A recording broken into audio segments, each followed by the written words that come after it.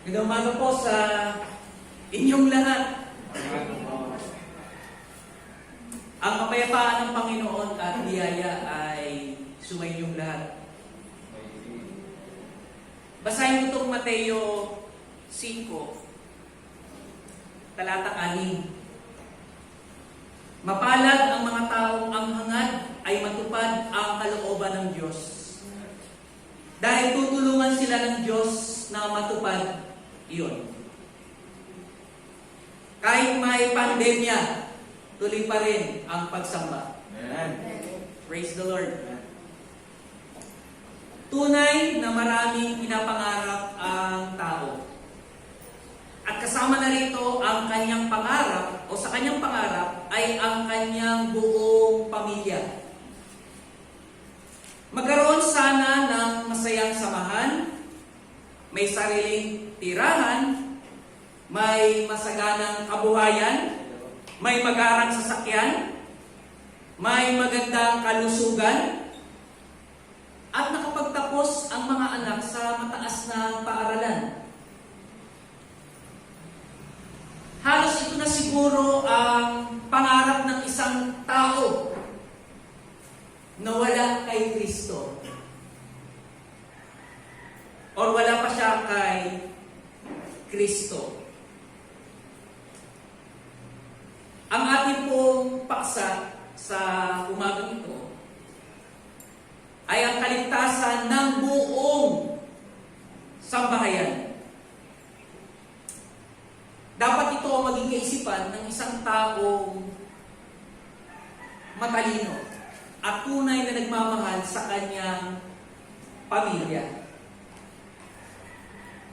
Sabi nga ni Charles Spurgeon, "You may think you can live fine without Christ, but you cannot afford to die without Him." Pwede kang mabuhay ngayon nang wala si Kristo. Okay lang, gawin mo yung gusto mo, gawin mo lahat.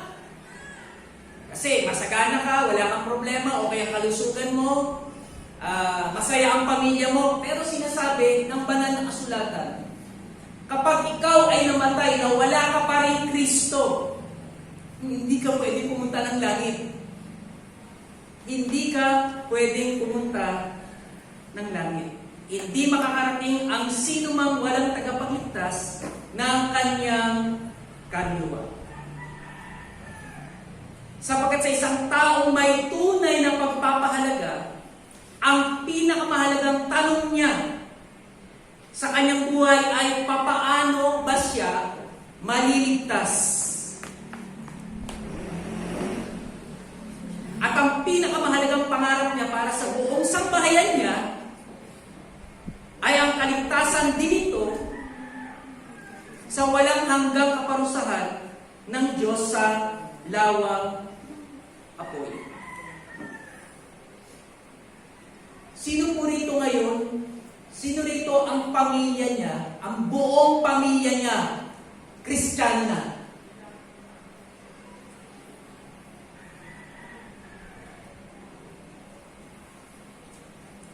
Sa mga hindi nagtaas ang kamay, makinig kayo mabuti. Sana maunawaan niyo ang mensahe ng Diyos sa umagang ito. Ang walang Kristo, hindi siya maliligtas. Ang meron ng Kristo, ang maliligtas. Kung meron ng Kristo, ligtas ka. Pero kung asawa mo walang Kristo, hindi siya maliligtas. Kung anak mo walang Kristo, hindi siya maliligtas.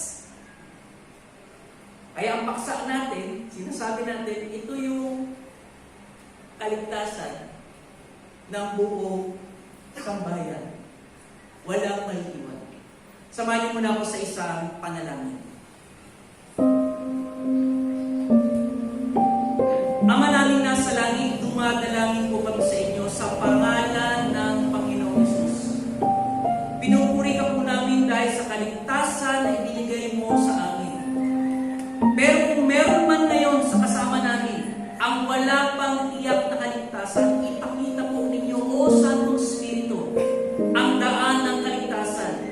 At para sa mga hindi pa buo ang kaligtasan ng sambahayan, turuan po ninyo kami, Panginoon, mula sa banal na kasulatan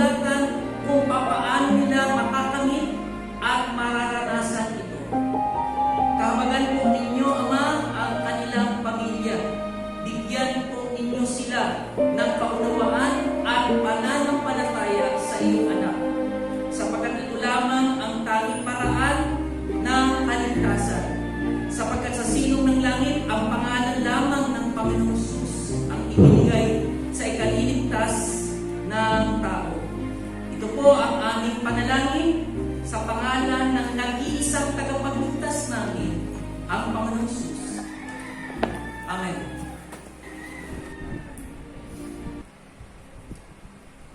Basahin ko itong teksto natin sa umagang ito. Maaari po bang tayo ay tumayo? Bilang pagalan natin sa pagbasa ng salita ng Diyos. Ito ay sa Acts chapter 16 verse 25 hanggang 34. Nang maghahaping gabi na, sina Pablo at Silas ay nanalangin at umawit ng mga himno sa Diyos at nakikinig naman ang ibang mga bilanggo. Walang ano-ano'y lumindol ng malakas at nayanig pati mga pundasyon ng bilangguan. Biglang nabuksan ang mga pinto at nakalag ang mga tanidala ng lahat ng bilanggo. Nagising ang bantay ng bilangguan at nang makita niyang bukas ang mga pinto, inakala niyang nakatakas ang mga bilanggo. Dahil dito'y binunot niya ang kanyang tabak at magpapakamatay na sana. Ngunit sumigaw si Pablo, "Huwag mong saktan ang iyong sarili. Narito kaming lahat." Humingi ng ilaw ang bantay, patakbong pumasok at nanginginig na nagpatira pa sa harapan ni Pablo at Silas. Sila inilabas niya at sinabi, "Mga Ginoo, ano po ang dapat kong gawin upang ako'y maligtas?" Sumagot naman sila, "Sumampalataya ka sa Panginoong Jesus at maliligtas ka ikaw at ang iyong sambahayan." At ang salita ng Panginoon ay pinahayag nila sa kanya at sa lahat ng nasa kanyang bahay. Nang oras din yun, hinugasan ng bantay ang kanilang mga sugat at siya'y nagpabautismo, pati ang buo niyang sambahayan. Pagkatapos sila ay isinama niya sa kanyang tahanan at ipinaghanda ng pagkain. Masayang-masaya ang bantay at ang kanyang buong sambahayan sapagkat sila'y sumampalataya sa Diyos. Maaari po tayo makaupo at pagpalain tayo sa pagbasa natin ng salita ng Diyos. Kaligtasan ng buong sambahayan. Basahin po ang Mateo chapter 10 verse 38. Ito po ay ang salita ng Diyos. Ang sabi nito, "Ang sino mang ayaw sumunod sa akin dahil natatakot siyang mamatay para sa akin ay hindi karapat-dapat sa akin." Tandaan po ninyo mga kapatid, merong namatay kaya tayo ay may buhay. Huwag natin akalain na madali lang ang ginawa ng mga humahayo para mag-ebanghelyo. Totoong nakasalalay dito ang kanilang buhay. Sabi nga ng iba, basta ang trabaho ay buwis buhay, malaki ang sweldo. Pero hindi po ito totoo. Itanong niyo sa mga pastor at misyonero. Sila Silas at Pablo ay nakabilanggo dito. At ito ang ginamit ng Panginoon para makapagpahayag sila sa loob ng bilangguan. Minsan, ang mga nangyayaring kahirapan po sa atin, ang naging daan para sa taong makasalanan ay magkaroon ng kaligtasan. Kaya kung meron man sa atin nangyayari na hindi maganda, minsan ginagamit ito ng Diyos para sa kaligtasan ng tao na kasama natin sa bahay o kaibigan man natin. Sama-sama po natin pakinggan kung ano-ano ang tatlong katibayan ng kaligtasan ng buong sambahayan. Tignan po natin.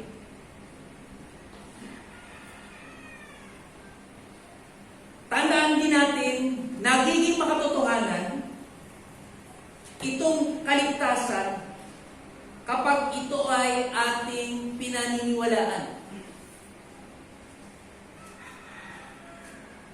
Lalo na kapag meron pang napatunayan. Ganon din po sa kaligtasan, mga kapatid, ng buong sambahayan. Marami ang dumadalo sa simbahan na ang kanilang pamilya ay hindi pa kasama, sapagkat hindi pa sila kaisa sa pananampalataya sa Panginoon. Kaso, malimit, nagsisimula talaga ang pananampalataya sa isang tao. Bihira sa isang pamilya, isang bagsak, Kristiyano agad.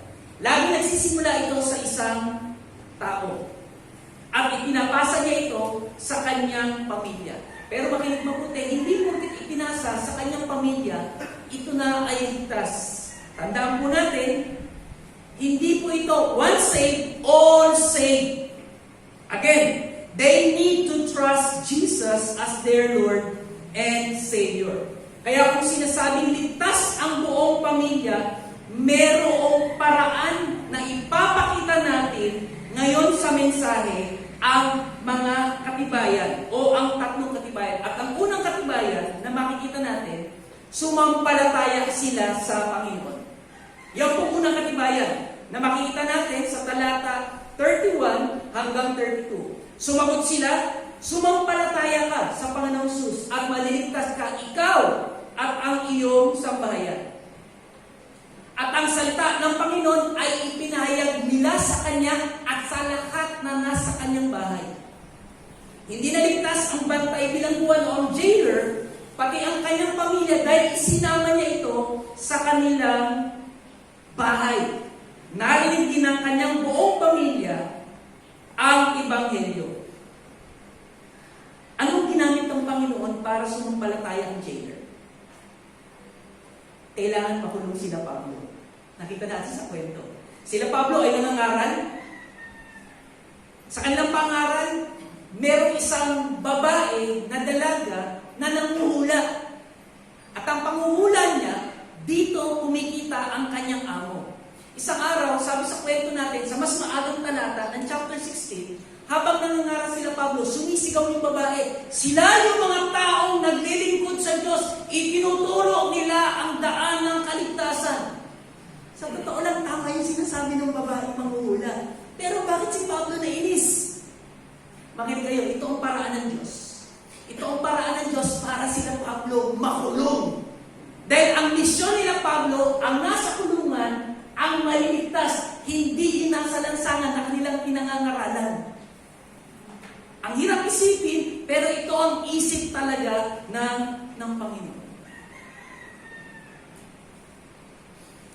Kailangan pa, sa loob ng kulungan, ay lumindol ng malakas, yung tipong nayanig ang pundasyon, nakalas ang mga rehas, at nabuksan ang mga pintuan.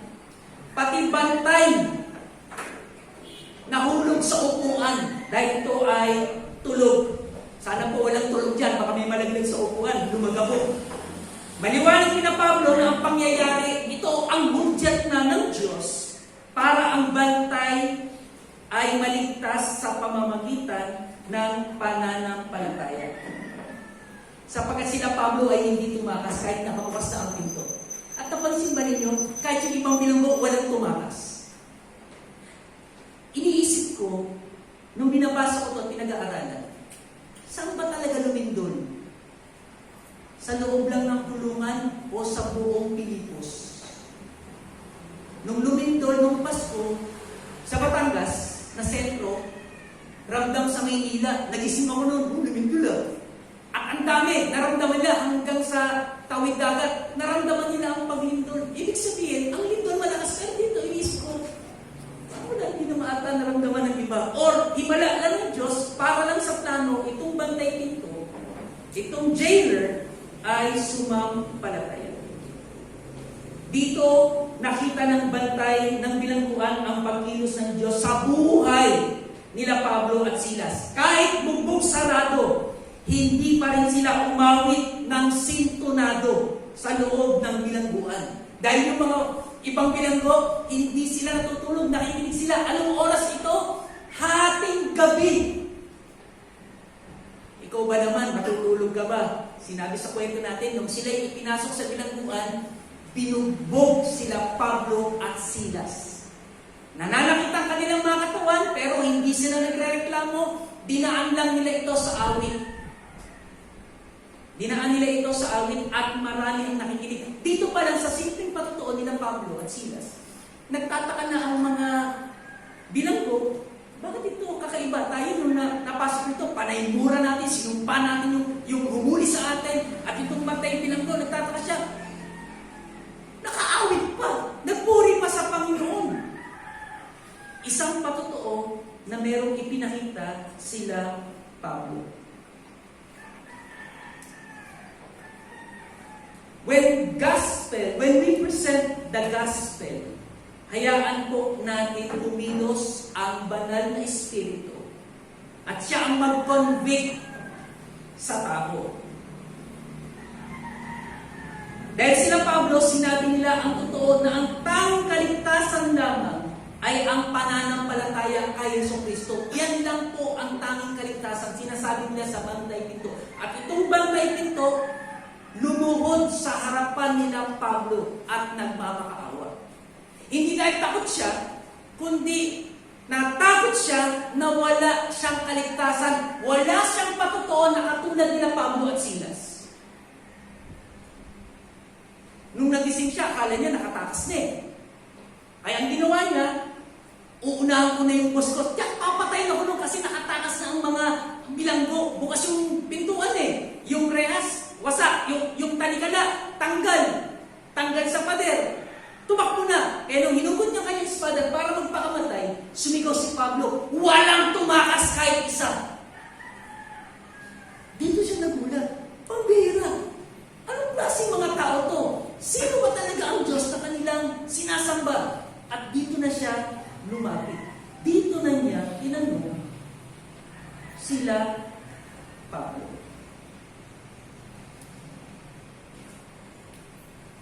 Hating gabi, umaawit, nananalangin, walang reklamo, lumindol ng malakas, nabuksan lahat, hindi sila tumakas, magpapakamatay ang bilanggo, pero hindi pinahintulot ng Diyos. Dahil kailangan niyang marinig ang Ebanghelyo. Sabi ni Dr. Stephen Lawson, if the gospel we preach does not extol God, magnify Christ, and humble men, it is not gospel. Dapat ang Diyos naluluwalhati. Naku po! Banal ang Diyos at ang tao, sinasabi ng tao, isa akong makasalanan. Yan ang Ebanghelyo. Hindi mo binibaby ang tao dahil impyerno ang pupuntahan niya pag hindi mo ito seseryosohin. At hindi kikilos ang Espiritu Santo. Maliwanag na naunawaan ng Bantay ang mabuting balita ng kaligtasan. You are not saved because you gave your heart to Jesus. Listen, you are saved because Jesus has given you a new heart. Hindi tayo naligtas dahil ibinigay natin ang puso natin. Hindi mo gagawin yun. Makasalanan ka, marumi puso mo. Ang ginawa ng Diyos, binigyan kanya ng bagong puso. Isang malinis na puso. Kaya ka sumampalataya sa Panginoon.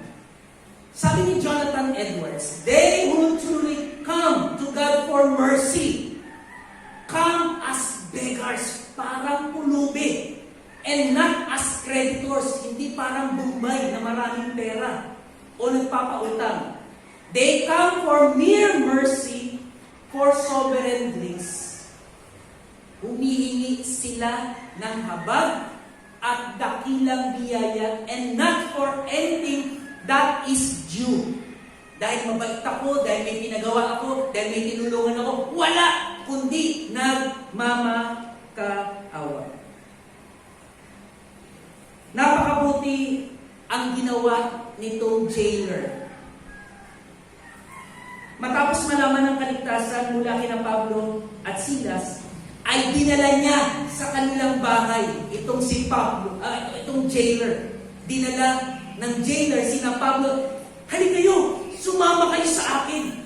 Kasi kailangan marinig na, nauna ng aking pamilya ang kaligtasan mula sa pananampalataya sa Panginoong Kristo. Kailangan, sumama kayo sa akin. Hindi ko rin alam kung paano ang lakad nila Pablo. Kung ilang oras silang nakaupo, na nakatinikala, na himlang galawan, siguro pagtayin nila Pablo, medyo manhid-manhid pa. Tapos yung lakad nila medyo, sakba naman ang katawan, bugbog sarado eh. Pero hindi rin sila nagreklamo, sumama sila sa bantay bilangguan. Last August, anniversary natin. Marami sa akin ang nanonood, maraming naman, and that is last year, August. Kasagsagan, gitna tayo ng pandemya. This coming March, 1 year na po tayo. Ang ating naging tema for 28th anniversary, be a willing witness in this time of pandemic. Nakapagbahagi po ba kayo ng ebanghelyo kahit meron pa rin mikrobyo sa paligid? Salamat, di sumagot.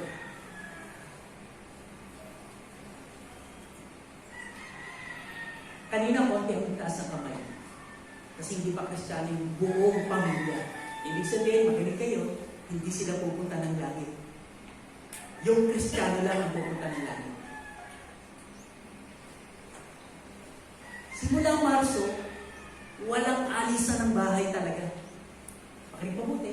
Walang alisan yan! Walang galawan! Nag-aantay lang tayo ng barangay ID para makalabas lang ng bahay. At isa lang ang lalabas, walang labasan ng bahay. Pag hindi pa rin natin binahagi ang ebanghelyo, naku po, meron na talagang malaking problema.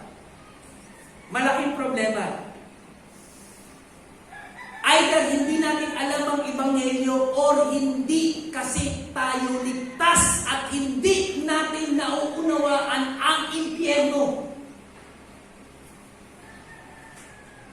Hindi masarap sa impyerno, mga kapatid.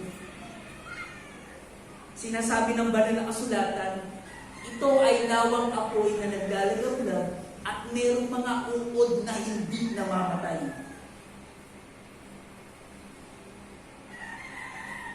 Sana po, habang may pandemya pa, ibahagi na natin sa ating mga kasambahay ang kaligtasan. Isama natin sila sa Panginoon para ito ay kanilang maging tagapagligtas ng kanilang buhay. Kaya kapag hindi pa rin sila naging Kristiyano, isa lang ang tiyak, wala kasing Kristiyano sa bahay. Ang pagiging Kristiyano, sinabi na ni Apostol Pablo, sumampalataya ka sa Panginoong Hesus. Huwag mo lang tignan, kasi ang dami mong ginawa. Hindi, ang sinasabi ng salita ng Diyos, sumampalataya ka ngayon sa Panginoong Hesus, maliligtas ka. Kasi hindi na, sumampalataya ka ngayon. Aminin mo ang Diyos na habag sa iyo, ang Diyos mahal ka, kahit makasalanan ka, ililigtas ka ngayon kung sasampalataya ka sa namatay sa krus.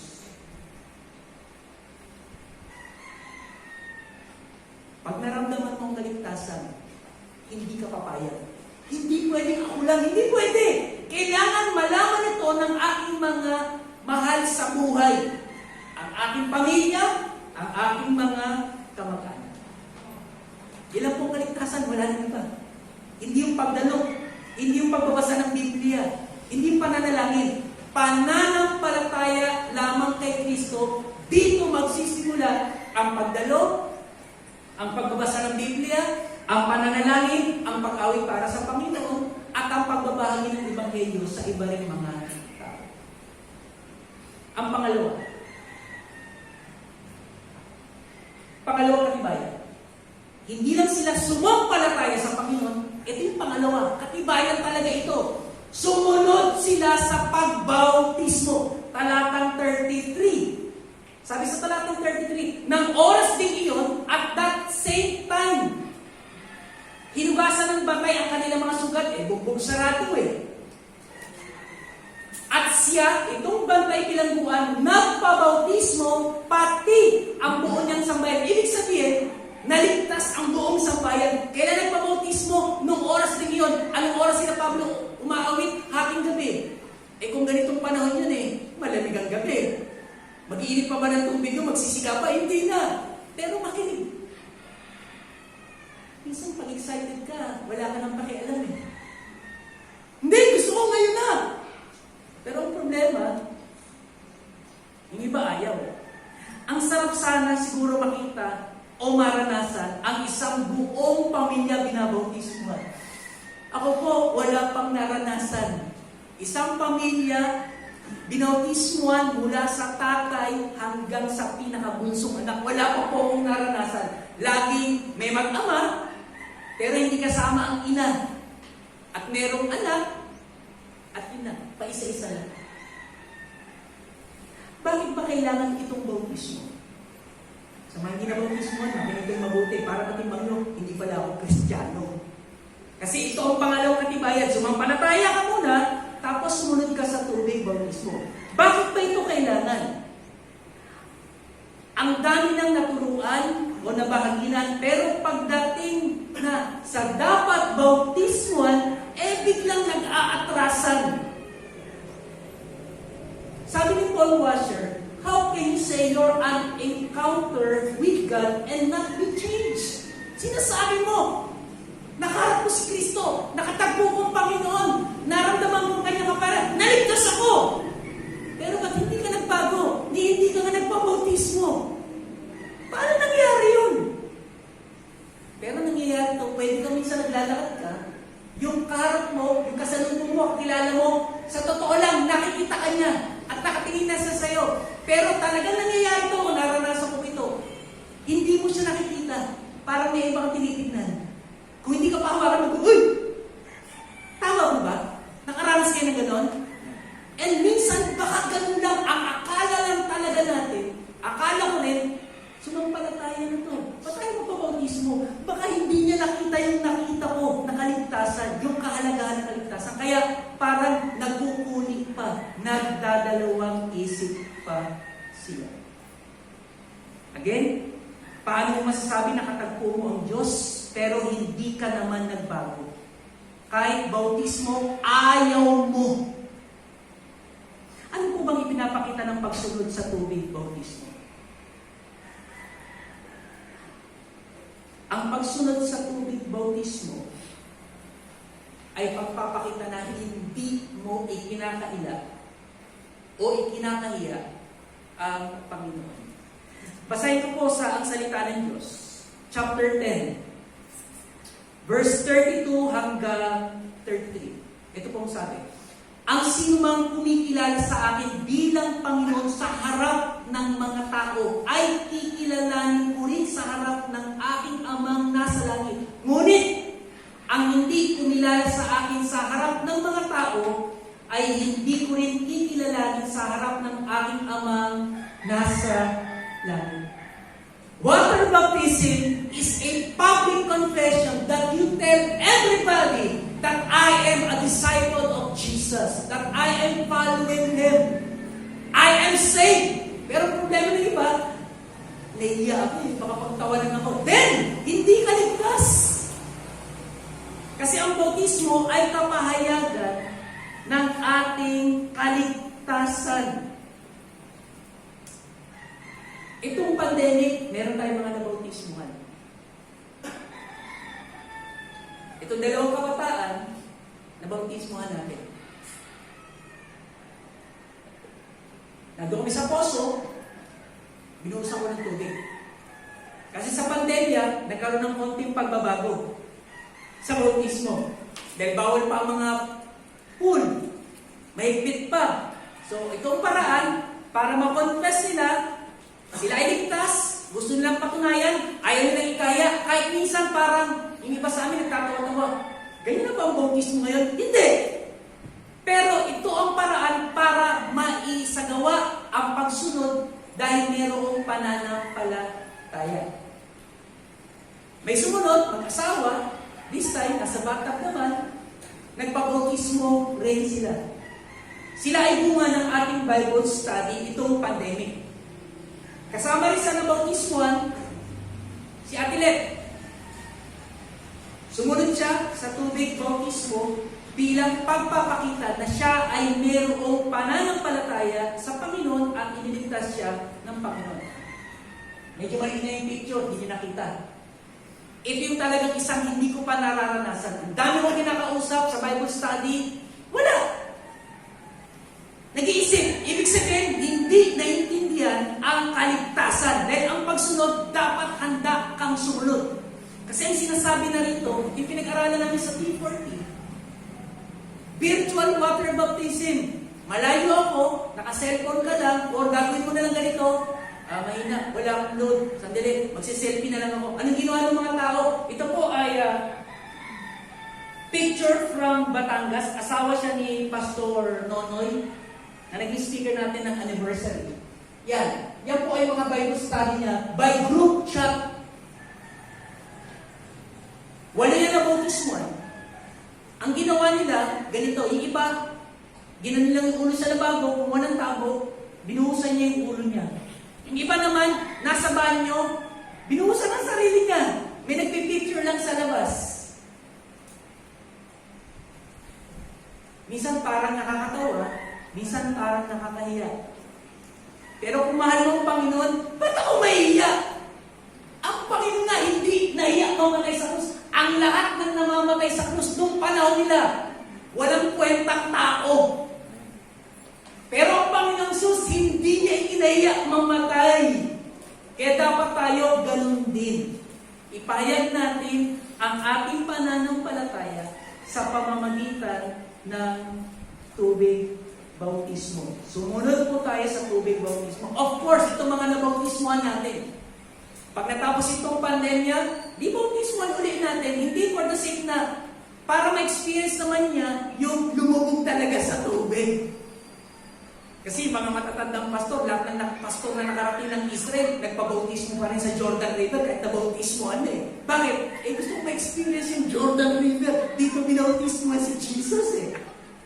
So wala namang masama roon. Ang mahalaga, nagpabautismo ka o sumunod ka sa bautismo. Now, i-share ko itong chapter 3 ng Mateo. Sabi sa chapter 3 ng Mateo, verse 7 and 8, ito po ang magkasabi. Pero nang makita ni Juan na maraming Pariseo at Saduceo ang pumupunta para magpabautismo, sinabi niya sa kanila, kayong lahi ng mga ahas. Sino ang nagsabi sa inyo na makakaiwas kayo sa darating na parusa ng Diyos? Verse 8, kung tunay na nagsisisi kayo sa mga kasalanan nyo, patunayan ninyo ito sa inyong mga gawa. Ano yung sabihin dito ni Juan? Yung bautismo ay katunayan, ligtas ka. Kaya yung hindi nagpapabautismo, hindi ka kasi ligtas. Hindi ka kasi nagsisi. At yan lang yung sinasabi ng Biblia. At alam niyo ba, from New Testament, water baptism is a must. Water baptism is immediately. Pag binabasa niyo yung Bible, babasa tayo, no? Lalo na pagdating sa Acts, wala kang nakita. Itong jailer na lang. Madaling araw, wala silang sinabi. Pagpabukas na lang natin, sa ibang araw na lang. Nagtataka lang ako, sa panahon natin ngayon, bakit nag-iba na? Ang dami na, dodoktrinahan muna, kailangan dumaan ka muna sa ganito. Pero sa bagong tipan, wala kang nakita na sinabi, doktrinahan muna yan. Doon sumampalataya, antimano, binautismo na agad. Bakit ngayon parang iba na? Anong susundin natin? Tradisyon o ang kasulatan na sinasabi ng Panginoon? Bautismo, ang pangalawang inulusya.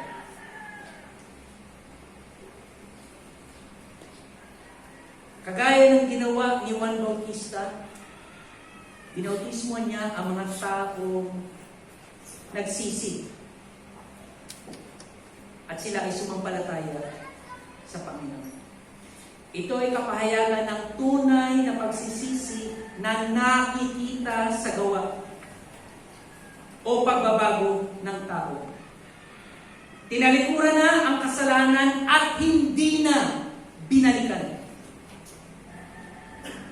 Merong mabuting patotoo ang merong Kristo. At ang pangatlo, at huli, sumaya sila sa pananampalataya. Verse 31 and 32. Tingnan niyo po. 34. Pagkatapos, nabautismo na sila ay isinama niya ng bantay sa kanyang bahay, tahanan, at ipinaganda ng masarap na pagkain. Now, pakinggan niyo. Masayang-masaya ang bantay at ang kanyang buong sambayan. Bakit? Sapagkat sila'y sumampalataya sa Diyos. Ang isang Kristiyano, hindi talaga siya malungkot. Meron siyang kasiyahan. Masaya siya sa kanyang buhay Kristiyano. Ang sarap pala sumampalataya sa Panginoong Hesus. Totoo po ito. Hindi po ako nagsisinungaling. Pero dapat makita din natin ang kabilang side na mahirap din sumunod sa Panginoon. Kita naman natin sila Pablo. Si Pablo at sila, sumusunod sila sa Panginoon, pero nara sila, nakulong kami, nabugbog pa kami. Masakit ang kanilang katawan, pero masaya silang umawit pa rin sa Panginoon at nanalangin sila ng meron pagpupuri. Hindi sila nagsabi na, bakit ganitong nangyari? Ang sinasabi nila, salamat Panginoon, hindi kami natuluyan. Nung lumindol tiyak, sinasabi nila Pablo, salamat, hindi gumuho itong gusali kahit nayanig ang mga pundasyon. Iniisip ko lang, baka itong jailer, isa ito sa mga sumipa kala Pablo. Ay, yung mga sakit ng lipunan na dito, puro paggulo kayo, puro nangihingi kayo ng pera, baka dinaguhan din eh, baka binigwasan din eh. Pero naging Kristiyano siya siguro. Kung pinapahiran niya ng betadine si Pablo, sorry talaga, hindi ko naman kasi alam eh. Naiintindihan niya? And that is a sign na itong tao ito, itong jailer, talagang nagbago. At masaya siya sa kanyang relasyon sa Panginoon. Gusto niyang umayos din sa relasyon niya kay Pablo. Mga kapatid, makinig mo. Kung ang Panginoon ay inusig, pinagbantaan, hinusgahan, pinagbintangan, nilait, pinahirapan, huwag na po kayong magtaka kung kayo rin ay makakaranas nito. Kung ano ang ginawa sa guro, ganun din ang gagawin sa alagad. And don't expect na maayos ang buhay natin. Ang Panginoong Hesus, nabuhay siya sa New Testament, hindi naman talaga lahat masarap. Oo, iniimbitahan siya, kumakain sila, etc. Pero may time pag nandoon siya, andito na, naghahanap sila ng butas para ang Panginoon mahusgahan, para makulong, para mapatay nila. Sabi nga ni Charles Spurgeon, do you expect to be honored in the world where Christ was crucified? Siyempre hindi. Kung ang magulang kayak natin, ewan ko lang itong pulis na nakakulong, na sinentensya na, tinanggal na sa trabaho, bakit pinatay niya yung mag-ina. Alam na alam ito ng buong Pilipinas, dahil nabalita, trending. Ano kayang sasabihin ng mga tao, yung mga ibang teenager, yung sa anak ng pulis na nagsulsul sa tatay niya? Naintindihan niyo? Ngayon, ang sasabihin ng mga tao, anak ni ganyan, bakit nila pag-iinitan? Eh, tatay mo yung pumatay eh. And the same with Jesus. Si Jesus, hindi siya masama, pero dahil tayo ay disciple niya, kung anong ginawa kay Jesus, yun din ang gagawin sa atin. Baka yun ang problema kay iba, ayaw sumunod. Kasi yung masaktan eh, pues, hindi ka masasaktan ngayon sa lupa, masasaktan ka sa impyerno. Then nandun na ang kaparusahan. Si David Clark may sinabi, bakit tayo masaya bilang Kristiyano? Hindi dahil maganda ang ating buhay, malaki sweldo natin, wala tayong problema sa kalusugan. Hindi po. Ang sabi ni David Platt, the good news is not that Jesus will heal all your sickness now. The good news is that He will forgive you of your sins forever. Yan yung nagpapasaya sa atin. Ako, ito nagpapasaya sa atin. Ngayon, nahihirapan ako sa asthma. Hindi naman siguro sign ng COVID yun. Tinas naman ako, 36 naman ako. Pero nahihirapan ako. At yung asthma ko hindi upo. Dahil kung may upo, uubo. Yung asthma ko, lumalabas siya sa balat kaya nag-long sleeve ako. Yung balat ko, nagkakarashes, nangangati. At yung mga ngati ko, sinasabi ko, thank you Lord. Na kung maririnig pa, parang lumulo ata si pastor. Hindi. Masaya ako. Dahil hindi ito ketong. Hindi siya nakakahawa. Masaya ako dahil Kristiyano ako. Na itong kati ko hanggang dito lang ito sa lupa. Pagdating sa langit, wala na ang kati. Buo na ipin ko. Malinaw na ang mata ko. Wala na akong kapintasan. Perpekto na ako dahil kay Kristo. Yun ang nagpapasaya sa isang Kristiyano. Sa isang pamilya na buong sambayan ay Kristiyano. Kaya palang sabi sa unang Thessalonica chapter 5:16, rejoice in the Lord always. And again, si Pablo sabi, rejoice in the Lord. Ang sabi lang sa Tagalog, lagi, masaya o lagi kayong magalak. Magalak kayong lagi. May problema na nga. Hindi kasi problema ang tinitignan natin. Again, makinig kayo mga kapatid.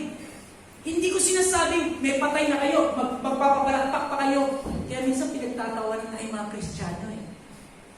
Buti na lang, walang Kristiyano na naglibing. Ang libing lang, nag-trending din yan eh. Buti walang gumawa na kung may gumawa na. Ako po, baka hindi na iginalang ang Kristyanismo. Ang sinasabi natin, kahit kay Kristo, ligtas na ako. At ito ang nagdudulot kaya tayo masaya sa ating Panginoon. Kahit pala mamatay, tayo rin ay mabubuhay. Kahit mahihirap, dapat pa rin tayong magalak sa ating Panginoon. Sabi sa Mateo chapter 10, verse 39, basahin ko po ulit ang salita ng Diyos. Ang taong naghahangad maligtas ng kanyang buhay ay mawawalan nito. Ngunit, ang taong nagnanais mag-alay ng kanyang buhay alang-alang sa akin, ay magkakaroon ng buhay na walang hanggan. Ang tao, kapag iisipin mo, puro sarili mo, mamamatay ka pa rin. Kahit magpayaman ka, mag-ehersisyo ka, pag edad mo ng 95, sana buhay ka pa. Pero kung mamatay ka, o di namatay ka rin. Pero ang mag-alay ng kanyang buhay, kagaya ni na Pablo, ibinigay ko ang buhay ko sa Panginoon, mamatay man ako, si Kristo ang aking Panginoon. Si Kristo, si Jesus, ang bumubuhay at nagbibigay buhay. Yan ang nagbibigay sa akin po ng kasiyahan, ng kagalakan. Kaya ang pamilya, masaya kapag sila ay sumampalataya sa Panginoon. Bilang konklusyon, walang ibang kaligtasan maliban malaman na ito ay sa pamamagitan lamang ng pananampalataya sa Panginoong Hesus. Ang kaligtasan ay hindi pinagsisigawan. Ang kaligtasan po ay pinatutunayan. Narito, yung tatlong katibayan, muli natin balikan. Ang katibayan na ligtas ang buong sambayan. Number 1, sumampalataya sila sa Panginoon. Pangalawa, sumunod sila sa pagbautismo. At pangatlo, sumaya sila sa pananampalataya. At para sa aplikasyon, ang tunay na nagkaroon ng buhay na walang hanggan ay lumalago bilang isang Kristiyano. Matapos lumaya sila Pablo, kinabukasan, the next day, lumaya sila Pablo, pinalabas sila. yung susunod na kwento ng chapter 16. Sa pagkakulong, iniwan na ni Pablo ang pamilya ng jailer. Matapos sumampalataya, nabautismuhan, kumain sila, hindi ko lang alam kung natulog pa sila. Then from midnight hanggang parang nag-Bible study sila. Nagpatuloy itong pamilya ng jailer sa kanilang pananampalataya sa Panginoon at hindi na sila bumalik sa dati nilang paniniwala.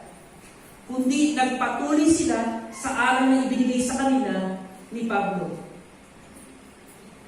Ito ay nangyari, chapter 16, sa Filipos. So, ibig sabihin, ang jailer ay isang Philippian. O napakira. Halimbawa, itong mga anak ko, dumating man ang panahon, after 10 years, 15 years, wala pang Panginoon, mga may trabaho na to, panigurado, wala na kami sa Laguna. Siyempre, ka-Facebook pa rin kayo, magkakamustahan, susulat sila, mag-i-email sila, o chat-chat, kamustahan, o dito kami ngayon, kamusta kayo dyan, kamusta ang church, malago na ba? Sino pastor dyan? Si John Clarence, ha? Si John Clarence, pastor? Praise the Lord! Pati nga si Brian pastor, ha? Praise the Lord! Di ba? Matutuwa ako nun. Kahit tatakiin ako sa puso, okay lang, makita na kami ni Lord. Pero sa sobrang katuwaan, di po ba? Sana ganun. Ganun ang mangyari.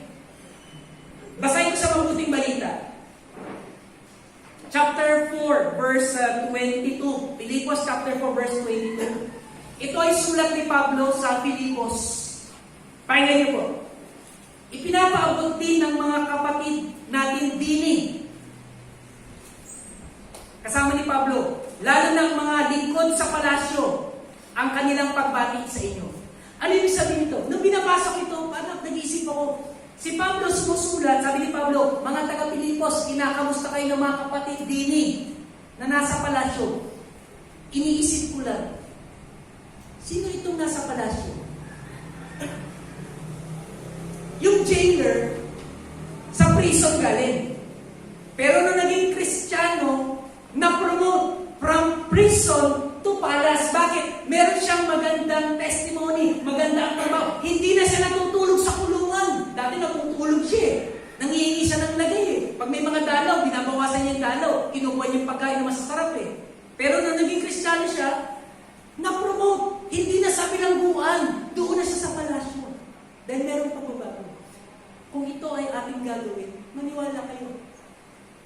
Kung anak natin, basagulero. Kung anak natin, mahilig sa pasyal gala. Pag naging Kristiyano yan, mababawasan ang sakit ng ulo ninyo. Maglilingkod sila sa Panginoon.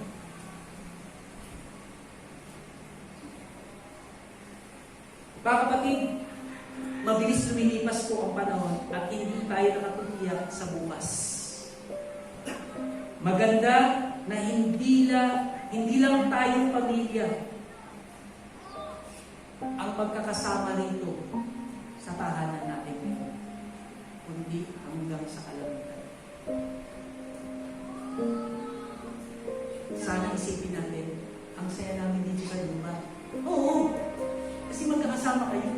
Pero pag hindi si Kristo ang inyong Panginoon lahat at yung iba hindi na sila makakasama sa kabila. May iwan sila sa kaparusahan ng Diyos. Sana po makita natin ng hamon. Gawin natin bahaginan ang ating mga mahal sa Diyos. Tayo po ay manalangin.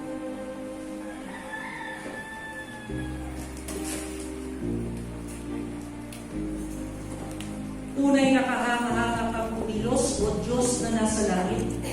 Nagliligtas ka ng mga taong makasalanan na dapat sanang parusahan. Pero hindi mo po ito pinahintulutan, bagkus nagpadala ka ng mensahero para sila ay pangaralan. Maraming salamat po sa mga nagpapahayag ng kaligtasan sa pamamagitan ng pananampalataya lamang sa Panginoong Hesus. Ayon nga sa Roma 10:11, hindi mabibigo ang sinumang sumampalataya sa Panginoong Hesus Kristo. Napakasarap na hindi lamang sa lupa namin makakasama ang pamilya, kundi hanggang sa inyong kaharian sa kalangitan. Subalit, Ama, meron pa rin sa amin, sa kalangitan, ang hindi nakapagtaas ng kamay dahil hindi paligtas ang kanilang buong pamilya. Alang-alang sa masaganang kahabagan, inyong bubuksan ang kanilang isip at maunawaan na kailangan nilang kilalanin o sampalatayanan ang Panginoong Yesus. Idagdag mo po sila, Ama, sa talaan ng aklat ng buhay. Ito po ang aming pagsusumamo sa pangalan na nag-iisang tagapagligtas, ang iyong bugtong na